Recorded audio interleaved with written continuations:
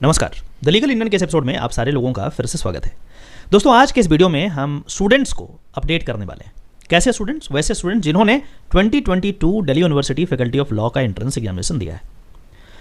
Examination के बाद cut off ज़्यादा चला गया, ऊपर चला गया, जिसमें बहुत सारे स्टूडेंट्स जो काफ़ी मेहनत किए थे उनका एडमिशन नहीं हो पाया। आज सेकेंड लिस्ट भी आ गया, इसके बावजूद भी उनका एडमिशन नहीं हो पाया। अब ऐसा एलाइज किया गया स्टूडेंट्स के द्वारा कि मास चीटिंग हुई है, एनी डेस्क का यूज़ किया गया है और स्क्रीन शेयर किए गए हैं, मतलब कुल मिलाकर के धांधली हुई है एग्जामिनेशन कंडक्ट कराने के समय। चूंकि एनटीए नेशनल टेस्टिंग एजेंसी की जिम्मेदारी है कि एग्जाम कंडक्ट कराए, तो ऑब्वियसली उसको भी पार्टी बनाया गया। अब ग्रुप ऑफ स्टूडेंट्स जिनका ग्रीवेंस ये था कि इस तरीके की चीज़ें हुई हैं, उन्होंने दिल्ली हाईकोर्ट को अप्रोच किया। तो मैं अलग अलग केस के बारे में तो नहीं बताऊंगा कि कितने केसेस हुए, कौन कौन अप्रोच किया, उससे कोई फ़ायदा नहीं है। बट यह है कि दो कैटेगरी का केस किया गया फाइल दिल्ली हाईकोर्ट में। पहला जो कैटेगरी था वो ये था कि धांधली हुई है एग्जामिनेशन में, और इसीलिए एक इंक्वायरी कमेटी का गठन हो जो इंक्वायर करे इन तमाम चीज़ों को, इन्वेस्टिगेट करे मैटर्स को, और उसके बाद यदि कुछ ऐसा हुआ है तो एग्जामिनेशन को कैंसिल करे या फिर उस सेंटर को कैंसिल करे, एटसेट्रा व्हाटएवर। एक कैटेगरी का तो ये था केस।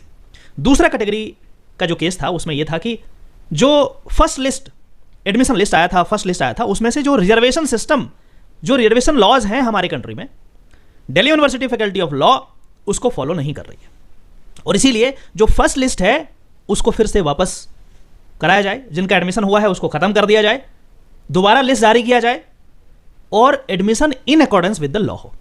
अब इसमें परेशानी ये थी, मैं थोड़ा बहुत बताता हूं, ज़्यादा डीप में तो यहां बताना मुश्किल होगा और समझ भी नहीं पाएंगे, but just for the sake of example, कि जैसे मान लेते हैं कि जनरल का जो निकाला गया लिस्ट, उसमें सिर्फ और सिर्फ फर्स्ट वाला जो लिस्ट है उसमें सिर्फ और सिर्फ जनरल कैंडिडेट्स ही हैं। इसी तरीके से ओबीसी के लिए अलग लिस्ट बना दिया गया, एसटी एसटी के लिए अलग लिस्ट बना दिया गया। अब मान के चलिए कि एग्जाम्पल, कोई व्यक्ति एससी कैटेगरी में है और वो 310 नंबर लाया है, तो जो अभी एग्जिस्टिंग लॉज है रिजर्वेशन का, उसके हिसाब से वह व्यक्ति जो एससी का है, एससी कैटेगरी का है, जो 310 नंबर लाया है, उसको कायदे से यूआर वाले लिस्ट में होना चाहिए था, क्योंकि यूआर का जो कट ऑफ है उससे ऊपर ले आया वो।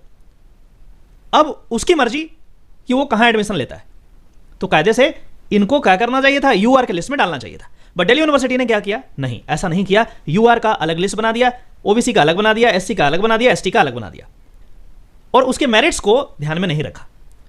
इसको चैलेंज किया गया कोर्ट में, और कोर्ट ने माना कि यह गलत किया गया है, और इस पर नोटिस इशू हो गया दिल्ली यूनिवर्सिटी को कि बताइए कैसे आपने ऐसा कर दिया।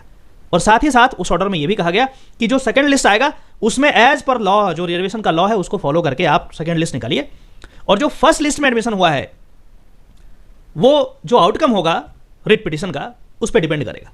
तो अब क्या होगा उसमें नहीं होगा वो तो भाई कोर्ट पे छोड़ते हैं, उस पर टिप्पणी करना अभी मुनासिब नहीं है, अभी ठीक नहीं है। तो एक तो ये प्रॉब्लम था, इसमें नोटिस इशू हो गया।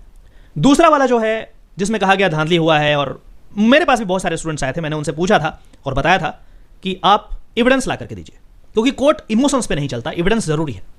खैर, उसको छोड़ते हैं। तो उसमें मेरी जानकारी में 2 केसेस हैं, और दोनों में जज साहब ने विड्रॉ करवा दिया। विड्रॉ करवा दिया मतलब इसको ऐसे कहें कि जो प्रॉपर रिक्वायरमेंट हो कोर्ट के लिए, जो जरूरी है, वो फॉलोअप नहीं किया गया। तो एक केस में उन्होंने कहा कि आप प्रॉपर अथॉरिटी को कॉन्टैक्ट कीजिए, रिप्रेजेंटेशन दीजिए यूनिवर्सिटी को, और जो क्राइम ब्रांच है, यदि आप ये कर रहे हैं कि डेस्क जो लैपटॉप का है या फिर डेस्कटॉप है उसको शेयर किया गया है, तो ये तो कंपिटेंट अथॉरिटी ही इसको चेक कर पाएगी। जो क्राइम ब्रांच जो है वो चेक करेगी, साइबर सेल उसको चेक करेगी यदि साइबर क्राइम है तो, और उसके बाद उनको रिप्रेजेंटेशन दीजिए, और उसके हिसाब से यदि वहाँ से नहीं हो तब दोबारा कीजिए। दूसरा भी इसी तरीके का कुछ केस था, उसमें भी कुछ इसी तरीके की बातें हुई कि go to the proper authority, और दोनों में ऑर्डर सिर्फ इस तरीके का था कि after hearing some argument by the counsel of the petitioner seeks to withdraw this writ petition. तो इस तरीके का ऑर्डर पास किया गया। तो ये 2 कैटेगरी के केसेस हैं। वैसे स्टूडेंट जिनको आइडिया नहीं था कि क्या हो रहा है, उनके लिए मैं ये वीडियो बना रहा हूँ। अब जो दूसरा वाला था हमारा रिजर्वेशन सिस्टम का, उसमें नोटिस इशू हो गया है। आगे क्या होगा है, शायद 23 जनवरी को उसका डेट है, if I am not wrong, I am not sure, but 23 के आसपास का है। उसमें क्या होता है, नहीं होता है, मैं अपडेट करूंगा, क्योंकि ये बहुत इंटरेस्टिंग चीज़ है कि Delhi university faculty of law, जहाँ से लॉ स्टूडेंट वकील बनते हैं, जज बनते हैं, बड़े बड़े जगह पे पहुँचते हैं, वही लॉ के प्रोविजंस को फॉलो नहीं कर पा रही। बड़ा विचित्र बात है। लेकिन है तो है, गलतियां होती है और ये गलती किए हैं और ये गलती फेस ऑन रिकॉर्ड है. On the face of it you can see that there is a violation of the principle which is laid down by the Supreme Court और by the government with respect to the reservation policy. But ठीक है, देखते हैं आगे क्या होता है. एक और बात, बहुत सारे स्टूडेंट कहते हैं कि सर अब क्या होगा, नोटिस हो गया, मेरा तो एडमिशन हो गया, मैंने तो पेमेंट कर दिया, क्या पता मेरा एडमिशन कैंसिल हो जाए, ये हो जाए, वो हो जाए. देखिए ऐसा है, थोड़ा सा कैलकुलेट करते हैं, बहुत लॉजिकल चीज़. मान के चलते हैं दिल्ली हाई कोर्ट यदि ये भी कहती है कि आप दोबारा एडमिशन करो, दोबारा मेरिट लिस्ट निकालो, तो एटमैक्स क्या हो सकता है? एटमैक्स ये होगा कि जो SC ST OBC का जो अलग अलग लिस्ट था और वैसे स्टूडेंट जो जनरल के कट ऑफ से ऊपर थे उनको UR के लिस्ट में डाला जाएगा.